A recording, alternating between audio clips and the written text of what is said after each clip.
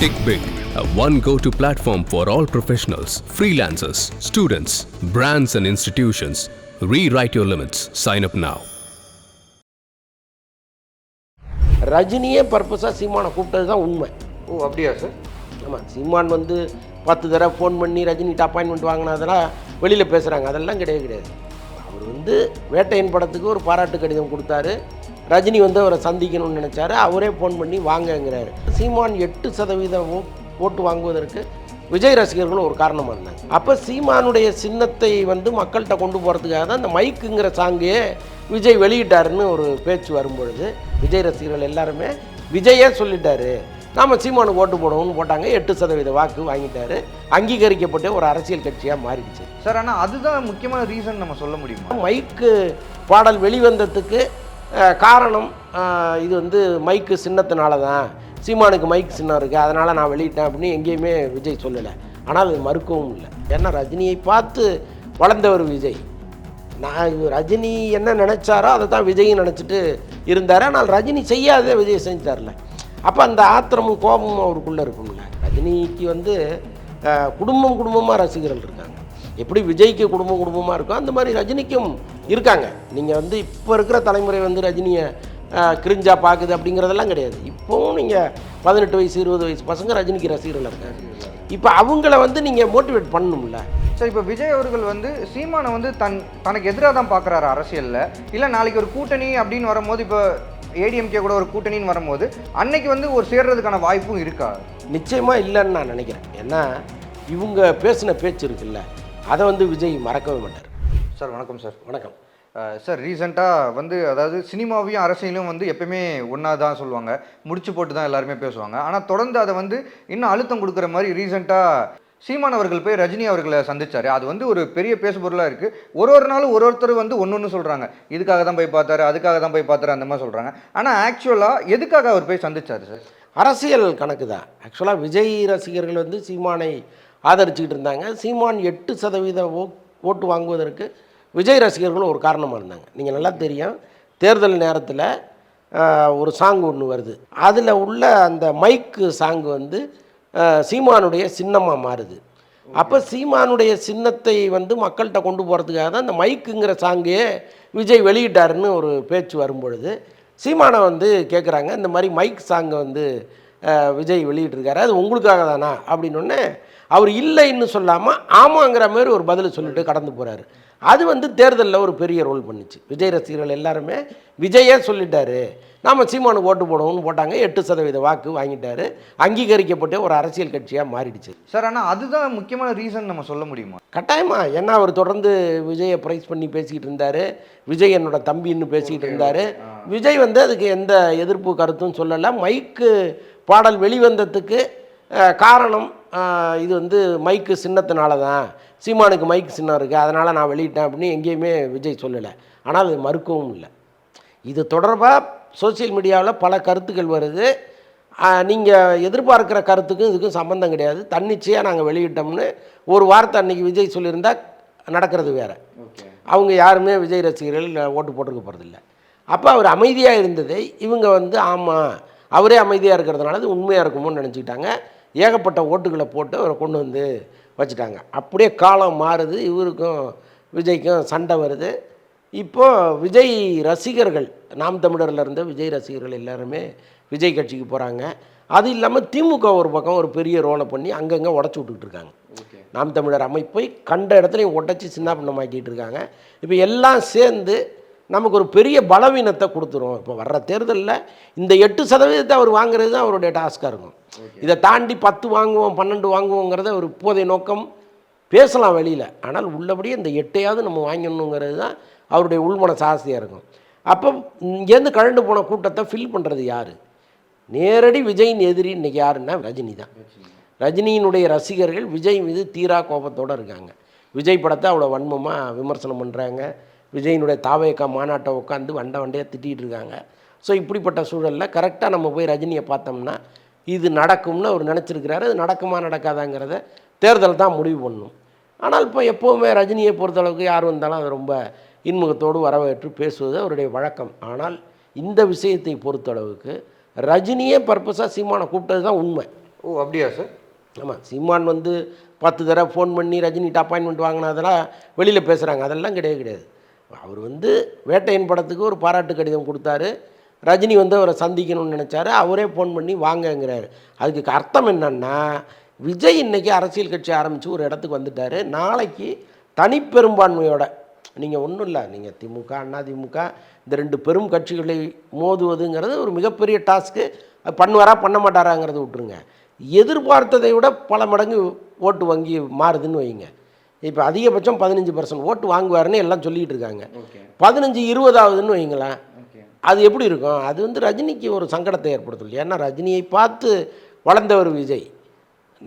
ரஜினி என்ன நினச்சாரோ அதை தான் விஜயும் நினச்சிட்டு இருந்தார். ஆனால் ரஜினி செய்யாதே விஜய் செஞ்சார்ல. அப்போ அந்த ஆத்திரமும் கோபமும் அவருக்குள்ளே இருக்கும்ல. சீமானை அவர் கூப்பிட்டு பேசுகிறாரு, அவ்வளோதான். இதை தாண்டி நீங்கள் சீமானுக்கு ஓட்டு போடுங்கலாம் எந்த காலத்துலேயும் ரஜினி சொல்ல போகிறதும் கிடையாது. இந்த தேர்தலில் நான் இன்னாருக்கு சப்போர்ட் பண்ணுறேன்னு அவர் சொல்ல போகிறது கிடையாது.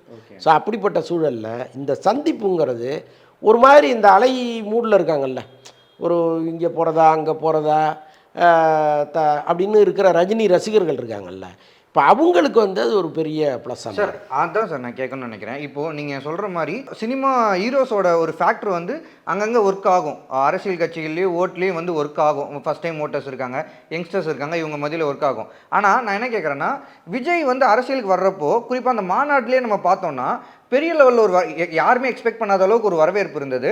ரெண்டாவது நிறைய ஃபேக்டர் வந்து விஜய்க்கு ஒர்க் ஆகுது. தமிழ்நாட்டு மண்ணை சார்ந்தவர், மகளிர் வந்து கனெக்ட் ஆகிறாங்க, ஒரு சில இடங்கள்ல தாய்க்குளங்கள் கனெக்ட் ஆகிறாங்க, சின்ன சின்ன பொண்ணுங்க அண்ணான்னு கனெக்ட் ஆகுறாங்க. இந்த மாதிரி நிறையா ஃபேக்டர்ஸ் இருக்குது. ஆனால் நீங்கள் அப்படியே நீங்கள் ரஜினி அவர்கள் எடுத்துட்டீங்கன்னா அவர் வந்து பெரிய ஸ்டார், இந்தியா லெவலில் ஒரு பெரிய சூப்பர் ஸ்டார், அதில் மாற்று கருத்து இல்லை. ஆனால் அரசியலுக்கும் வரும்போது அந்த ஃபேக்டர்ஸ் வந்து ஓட்டாக மாறுறதுக்கு ஒர்க் ஆகுமா சார் அவரோட ஃபேக்டர்? இல்லைங்க, அவங்க யாருக்கு போடுறதுன்னு ஒரு மனக்குழப்பத்தில் இருப்பாங்கல்ல. திமுகவையும் பிடிக்காது, அதிமுகவையும் பிடிக்காது, பிஜேபியும் பிடிக்காது, விஜயும் பிடிக்காது, யாருக்கு போடுறதுன்னு நினச்சிக்கிட்டு இருக்கும்போது கரெக்டாக ரஜினியும் சீமானும் சந்திக்கிறாங்களா, அது ஒரு கொஞ்சம் ஒரு சில பர்சன்டேஜுகள் ஒர்க் அவுட் ஆகும். அதை தான் நான் சொல்கிறேன். இப்போ ரஜினிக்கு வந்து குடும்பமாக ரசிகர்கள் இருக்காங்க. எப்படி விஜய்க்கு குடும்பமாக இருக்கோ அந்த மாதிரி ரஜினிக்கும் இருக்காங்க. நீங்கள் வந்து இப்போ இருக்கிற தலைமுறை வந்து ரஜினியை கிரிஞ்சா பார்க்குது அப்படிங்கிறதெல்லாம் கிடையாது. இப்போவும் நீங்கள் 18 வயசு 20 வயசு பசங்க ரஜினிக்கு ரசிகர்கள் இருக்காங்க. இப்போ அவங்கள வந்து நீங்கள் மோட்டிவேட் பண்ணணும்ல. இவர் வாயை திறந்து சொல்லனாலும் அந்த ஃபோட்டோ ஒரு வேலையை பார்க்கும். ஓகே, அது 100% நீங்கள் சொல்லுங்கள். இன்றைக்கும் சூப்பர் ஸ்டார் படங்களுக்கு பெரிய ஒரு கிரேஸ் இருக்குது. ஆமாம், தியேட்டர்ஸ் ஹவுஸ்ஃபுல்லாக போது செலிப்ரேட் பண்ணுறாங்க. ஒரேடியாக மொத்த கூட்டத்தையும் ரஜினி ரசிகர்களை கொண்டு வந்து நிறுத்திடணும்னு அவசியம் இல்லை. ஓகே, ஓரளவுக்கு அது பண்ணால் போதும்னு சீமான் நினைக்கிறாரு, ரஜினியும் நினைக்கிறாரு. அதான் அதில் மட்டும் ரஜினி நினைக்கிறாரு கட்டாயமா. ஓகே சார், நேற்று பார்த்தீங்கன்னா மாவீரன் நாள் அன்னைக்கு சீமான் வந்து ஸ்பீச் கொடுக்குறாரு. அந்த ஸ்பீச்சில் என்ன சொல்கிறாருன்னா, ரஜினி அவர்கள் சினிமாவில் சூப்பர் ஸ்டார், நம்ம அரசியலில் சூப்பர் ஸ்டார் அப்படின்றாரு. அதை எப்படி பார்க்குறீங்க? அதுதான் வானதி சீனிவாசன் ஒரு பதில் சொல்லியிருக்காங்களே, நம்மளே நமக்கு பட்டம் கொடுத்துக்க கூடாது, மற்றவங்க கொடுக்கணும் அப்படின்னு அவங்க சொல்கிறாங்க. அவங்க பாயிண்ட் ஆஃப் வியூ வேறையாக இருக்குது. நிஜமாகவே அரசியலில் சூப்பர் ஸ்டார் மோடி தான் அப்படின்னு அவங்க சொல்கிறாங்க. அவங்க சொல்லித்தான் ஆகணும் பிஜேபியில் இருக்கிறதுனால. ஆனால் நான் என்ன நினைக்கிறேன் அப்படின்னா, இப்போ வந்து இவ்வளோ பெரிய கூட்டம் நிற்கிது, இந்த கூட்டத்தை நீங்கள் ஒரு மணி நேரம் 2 மணி நேரம் எங்கேஜாக வச்சுக்கணும். நீங்கள் வெறும் நான் கொள்கையை பேசுகிறேன் கருத்தை பேசுகிறேன்னு வளவலன்னு பேசியிருந்தீங்கன்னா அந்த கூட்டம் கலைஞ்சிரும். ஆனால் இந்த 2.5 மணி நேரம் அவங்கள உட்கார வைக்கிறதுங்கிறது ஒரு மிகப்பெரிய விஷயம். அதை சீமான் செய்கிறார். அப்போ அவங்க ரசிக்கும்படியான பல விஷயங்களை அங்கே பேசுகிறாரு. அப்படி பேசும்போது வந்தது தான் சினிமாவில் அவர் சூப்பர் ஸ்டார், அரசியலில் நான் சூப்பர் ஸ்டார்னு. அது ரொம்ப சீரியஸாக எடுத்துக்க வேண்டிய அவசியம் இல்லை சார். இன்னொரு விஷயம் வந்து நீங்கள் பார்த்தீங்கன்னா ரீசெண்ட் டேஸில் பார்த்தீங்கன்னா டிஎம்கே ஒரு நிகழ்ச்சி நடத்துகிறாங்க. அதுலேயும் வந்து ரஜினி அவர்கள் போய் நிற்கிறாரு. ரொம்ப ஒரு முக்கியமான ஸ்பீச் எல்லாம் பேசுகிறாரு. பெரிய தலைவரை வச்சு, அங்கே இருக்கக்கூடிய ஒரு தலைவரை வச்சே வந்து ஒரு ஸ்பீச் பேசுகிறாரு. ஏடிஎம்கே ரீசெண்டாக நடந்த ஃபங்க்ஷனில் ஒரு ஸ்பீச் இருக்குது. சீமானை போய் வர சொல்லி மீட் பண்ணுறாரு. இப்போ நீங்கள் சொல்கிறபடி பார்க்குமா அவரே தான் சீமானை வர சொல்லி மீட் பண்ணுறாரு. அரசியலை விட்டு விலகி இருக்கேன் அப்படின்ற இருக்கக்கூடிய இந்த சூழலில் இவ்வளோ ஃபங்க்ஷன்ஸ் தொடர்ந்து அரசியல் ரிலேட்டடான நிகழ்ச்சிகளில் பங்கேற்காருல்ல சார்? அது இல்லைங்க, ரஜினி மாதிரி ஒரு உச்சபட்ச ஸ்டார் வந்து எல்லாரோடையும் பழகுவார்.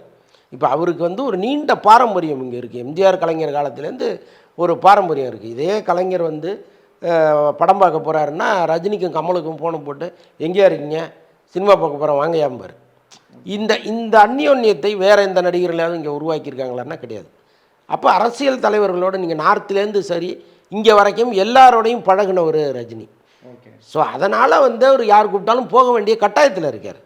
இப்போ விஎன் ஜானகி அம்மாவுடைய அந்த விழாவுக்கு அவர் போகிறாரு, அவங்களுடைய நினைவு விழாவுக்கு போகிறாரு அப்படின்னா அவங்களுக்கும் இவருக்கும் ஒரு நட்பு இருக்குது.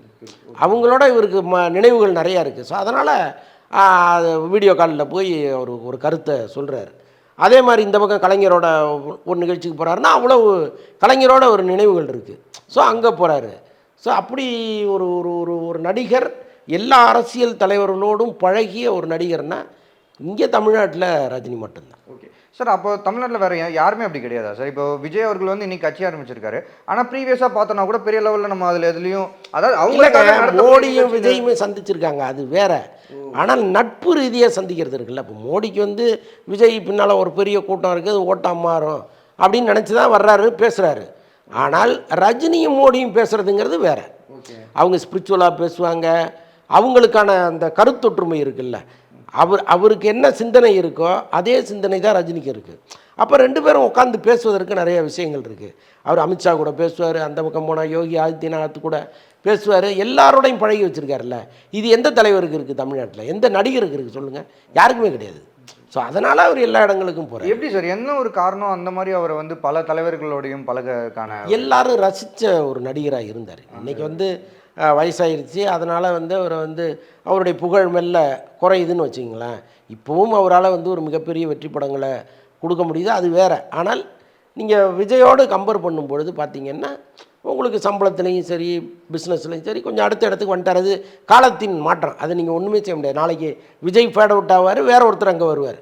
இது வந்து நடக்கிற விஷயம். இதை விட்டுருங்க. இதை தாண்டி எல்லாரோடும் பழகுற அளவுக்கு அவர் ஒரு காலத்தில் உச்சத்தில் இருந்தார். இப்போ எப்படி அமிதாப்போட நம்ம பேசணும் அப்படின்னு ஒருத்தர் நினைப்பாங்க. இப்போ கலைஞர்லாம் வந்து கிரிக்கெட்டை தீவிரமாக பார்த்துட்டு ஒரு கபில் தேவை கூப்பிட்டு உட்கார வச்சு பேசுவார், டெண்டுல்கரை உட்கார வச்சு பேசுவார். ஸோ இப்போ நம்மளா ஒருத்தரோட கனெக்ட் ஆகிறோம்ல, அந்த இடத்துல அன்னைக்கு ரஜினி இருந்தார். அதனால் இந்தியா முழுக்க இருக்கிற எல்லா தலைவர்களுமே ரஜினியோட கனெக்ட் ஆனாங்க. ஸோ அதுதான் காரணம். சார், இப்போ விஜய் அவர்கள் வந்து சீமானை வந்து தனக்கு எதிராக தான் பார்க்குறாரு அரசியலில், இல்லை நாளைக்கு ஒரு கூட்டணி அப்படின்னு வரும்போது, இப்போ ஏடிஎம்கே கூட ஒரு கூட்டணின்னு வரும்போது அன்னைக்கு வந்து ஒரு சேர்றதுக்கான வாய்ப்பும் இருக்கா? நிச்சயமாக இல்லைன்னு நான் நினைக்கிறேன். ஏன்னா இவங்க பேசின பேச்சு இருக்குல்ல, அதை வந்து விஜய் மறக்கவே மாட்டார். இப்போ சீமானும் சரி, சீமான் கட்சியில் இருக்கிற சாட்டை துரைமுருகனும் சரி, விஜயை இப்போ விமர்சிக்கிறாங்கல்ல, இதை வந்து விஜய் ஒருபோதும் மறக்க மாட்டார். அதனால் எதிர்காலத்தில் இவங்க ரெண்டு பேரும் சேருவதற்கான வாய்ப்பு துளி கூட கிடையாது. Okay sir. சார், இப்போ விஜய் அவர்கள் வந்து இப்போது அடுத்த T69 நடந்துட்டு இருக்குல்ல, ஸோ அதுவும் அரசியலும் எப்படி சார் அவர் பேலன்ஸ் பண்ணுறாரு? லைக் பெரிய அளவில் அரசியலுக்கான பிளான்ஸும் இருக்கா, இல்லை படத்தில் தான் கான்சன்ட்ரேட் பண்ணி போயிட்டு எலெக்ஷன் கிட்ட வரும்போது கேம்பெயின் அதில் மட்டும் தான் கான்சன்ட்ரேட் பண்ணலான்ற ஐடியாவில் இருக்குது? இல்லை, அவர் ரெண்டுமாவே இதை முடிவு பண்ணுறாரு. என்னென்னா, இந்த படத்தை எப்போவுமே விஜய் படம் வந்து ஸ்டார்ட் பண்ணி ரொம்ப சீக்கிரம் முடிக்கணும்னு நினைப்பார். இந்த படத்தை வந்து அவர் அவ்வளோ சீக்கிரம் முடிக்கணும்லாம் சொல்லலை, ஒரு டைம் ஒன்று எடுத்துக்கிறாரு. கிட்டத்தட்ட ஒரு 6 மாதம் கூட இந்த படம் முடிவதற்கான நேரமாக இருக்கும்னு வச்சுங்களேன். அதுக்கப்புறம் அது ரிலீஸ் ஆகிறதுக்கெல்லாம் இன்னும் டைம் எடுக்கும். ஸோ இப்படிப்பட்ட சூழலில் அரசியல்லையும் அவரால் ஃபுல்லாக கான்சன்ட்ரேட் பண்ண முடியும், சினிமாவிலையும் கான்சன்ட்ரேட் பண்ண முடியும். இன்னொன்று, சினிமாவில் இது கடைசி படம். இந்த படம் வந்து தோல்வி படமாக மாறிடுச்சுன்னா நாளைக்கு எல்லாருடைய பார்வையும் வேறையாக மாறிடும். அங்கே தோத்தாரு, வேறு வழி இல்லாமல் இங்கே வந்துட்டாருமா. அங்கே ஜெயிச்சு இன்றைக்கி 200 கோடி வாங்குறவர் இன்னும் 300 கோடி சேர்த்து வாங்குவார், அவ்வளோ பெரிய வெற்றி இந்த படம்னு சொல்கிற அளவுக்கு ஒரு சூழலை கிரியேட் பண்ணிட்டு தான் இங்கே வருவார் அரசியலுக்கு. இதில் முழு கான்சன்ட்ரேஷன் பண்ணுவார். பட்டு பல திட்டங்கள் வகுத்துக்கிட்டு இருக்காங்க, மாநாடு, சுற்றுப்பயணம், அது இது நிறையா வகுத்துட்டு இருக்காங்க. ஏதோ ஒரு பாசிட்டிவான லைன் பிடிச்சி போயிட்டுருக்காங்க. Sir, last question sir. Sir, ரீசெண்டாக வந்து கங்குவாவோட ரிவ்யூ வந்து ஒரு பெரிய பேசுபொருளாச்சு, பெரிய ஒரு நெகட்டிவிட்டியை கிரியேட் பண்ண அளவுக்கு இருந்ததுன்னு சொல்லி பலராலுமே பேசப்பட்டுச்சு. ரீசெண்டாக தனஜெயன் சார் அவர்களும் வந்து ஒரு ஸ்டேட்மெண்ட் கொடுத்துருந்தார். அதான் அந்த படத்தோட தோல்விக்கு, அந்த படத்தோட நெகட்டிவ் ரிவ்யூக்கு பின்னாடி அரசியல் சார்ந்தவங்களும் இருக்காங்க அப்படின்னு சொல்லி ஒரு இது சொல்கிறாரு. ஒரு பிக் ஸ்டார்ஸோட ஃபேன்ஸுமே அதுக்கு காரணமாக இருக்காங்க அப்படின்னு சொல்லி சொல்கிறாரு. சார், இந்த ஒரு ஸ்டேட்மெண்ட்டை நீங்கள் எப்படி பார்க்குறீங்க சார்? இல்லைங்க, ஆக்சுவலாக சினிமாவில் வந்து ஒரு நடிகர் இன்னொரு நடிகரை காலி பண்ண நினைப்பார். அது இன்றைக்கி நேற்று நடக்கிற விஷயம் இல்லை. ஒரு படம் தோல்வி படமாக மாறிச்சுன்னா, ஒரு பெரிய நடிகரோட தோல்வி படம் வந்துச்சுன்னா அன்னைக்கு நைட்டே பார்ட்டி வச்சு கொண்டாடுகிற வழக்கம்லாம் இங்கே இருக்குது. எடுத்தோடனே ஃபோன் பண்ணின்னா படம் ஊற்றிக்கிச்சாமே அப்படின்னு கேட்குறதெல்லாம் இங்கே உண்டு. அது ரொம்ப மகிழ்ச்சியாக பகிர்ந்துப்பாங்க. அந்த மாதிரி சூழலில் சூர்யாவுக்கு எதிராக சில நடிகர்கள் பேசியிருக்கலாம், அதில் வந்து மாற்று கருத்தே கிடையாது. ஆனால் ரசிகர்களை ரகசியமாக தூண்டி விட்டு சூர்யாவுக்கு எதிராக செயல்படுங்கலாம் யாரும் சொல்ல மாட்டாங்க. இது வந்து ஒரு பக்கம். அதே மாதிரி அரசியல் கட்சிகள் தான் சூர்யாவை காலி பண்ணிடுச்சு அப்படின்னு சொல்கிறத நம்ம முற்றிலும் ஏற்றுக்கொள்ள முடியாது. அது ஒரு 0.1% இருக்கும். ஒரு பக்கம் பிஎம்கேவும் இன்னொரு பக்கம் பிஜேபியும் அந்த வேலையை செஞ்சுருக்கோம். ஏன்னா ஜோதிகா கோயில் குறித்து சொன்ன ஒரு விஷயம் பிஜேபியினர் ரொம்ப காயப்படுத்தியிருக்கு. அதே மாதிரி ஜெய்பீம் படத்தில் இருக்கிற இஷ்யூவில் பிஎம்கே கொஞ்சம் காயப்பட்டிருக்காங்க. இவங்க 2 பேரும் ஒரு சின்ன ஒரு எதிர்ப்பை காட்டியிருக்காங்க, அவ்வளோதான். இது வந்து இவங்க சொல்லிட்டாங்க அதனால் நம்ம தேட்டருக்கு போகக்கூடாதுன்னு யாரும் இல்லை. படம் பண்டல் அதனால் யாரும் போகல, அவ்வளோதான். இதை முதல்ல அவங்க புரிஞ்சுக்கணும். இப்போ இது புரியாமல் தான் இந்த மேலும் மேலும் அதுக்கு வந்து சப்பக்கட்டு கட்டிக்கிட்டே இருக்காங்க. அதுதான் நமக்கு வந்து ஏன் தேவையில்லாத வேலையை பண்ணிகிட்டு இருக்காங்கன்னு தோணுது. அவசியமே இல்லை. ஒரு படம் தோல்வி அடைஞ்சிருச்சு, மக்களுக்கு பிடிக்கல, ரைட்டுங்கன்னு கையை தூக்கிட்டு போயிட்டே இருக்கணும். நீங்கள் அதை விட்டுட்டு அவனால் கெட்டுச்சு இவனால் கெட்டுச்சு இதுதான் காரணம் இதுதான் காரணம்னு சொல்லவே சொல்லாதீங்க. எல்லாத்துக்கும் காரணம் நம்ம படம் தான். அதை முதல்ல இவங்க புரிஞ்சுக்கணும். இன்னொன்று, அரசியல் எதிர்ப்புகள் இல்லாமல் இல்லை. தியேட்டரில் வந்து யாராவது ஆள் வச்சு கத்துனாங்க அப்படின்னா அவர் பிஜேபி உறுப்பினர்ன்றாங்க. அவர் யார், பேரை சொல்லுங்கள். இந்த மொட்டையை ஒரு ஆள் மொட்டை அடிச்சுக்கிட்டு ஒரு வயசானவர் பேசினார்ல, அவர் பிஜேபியை சேர்ந்தவருங்கிறாங்க. பிஜேபி சேர்ந்தவர்னா அவர் பேரை சொல்லுங்கள், எந்த ஏரியாக்காரன்னு சொல்லுங்கள். எதுவுமே உங்களுக்கு தெரியாமல் ஒரு பிஜேபிக்காரனை யார் சொன்னது பிஜேபின்னு? அதுக்கு ஆதாரம் இருக்கணும்ல. அவர் படம் பார்த்துட்டு வெளியில் வந்து கோபமாக பேசுகிறாரு, அது இயல்பாக இருக்குது. அது யாரும் வந்து பணம் கொடுத்து அவரை தூண்டி விட்ட மாதிரிலாம் நமக்கு தெரியல. ஸோ எதிர்ப்புகள் இருந்தது, பர்பஸாக அடித்தவங்களும் இருந்தாங்க. அதெல்லாம் பர்சன்டேஜ் ரொம்ப ரொம்ப கம்மி. இதே நாளைக்கு சூர்யா படம் வந்து சூர்யா 44 பெரிய ஹிட்டாகிடுதுங்க, மிகப்பெரிய வெற்றி படமாக மாறிடுது கார்த்திக் சுப்புராஜ். அப்போ இவங்கெல்லாம் எங்கே போனாங்க? நம்ம கேட்போம்ல. இதே பிஜேபி பிஎம்கேலாம் எங்கே போனாங்க? இதே நடிகர்களை எதிர்த்து ஆட்களை இறக்கி விட்டாங்கன்னு சொல்கிறாங்கல்ல, அப்போ அவங்கெல்லாம் எங்கே போனாங்கன்னு கேட்போம்ல. அன்றைக்கி இவங்க பதில் சொல்லணும்ல. ஓகே, இப்போ நல்ல படமும் ஓடும், அவ்வளோதான். நீங்கள் நல்ல படம் எடுக்கணும், அவ்வளோதான். ஓகேங்க சார். சார் நிறைய விஷயங்களை ஷேர் பண்ணிங்க சார். நேரம் ஒதுக்குனதுக்கு நன்றிங்க சார். நன்றி. Tick Big, a one go-to platform for all professionals, freelancers, students, brands and institutions. Rewrite your limits. Sign up now.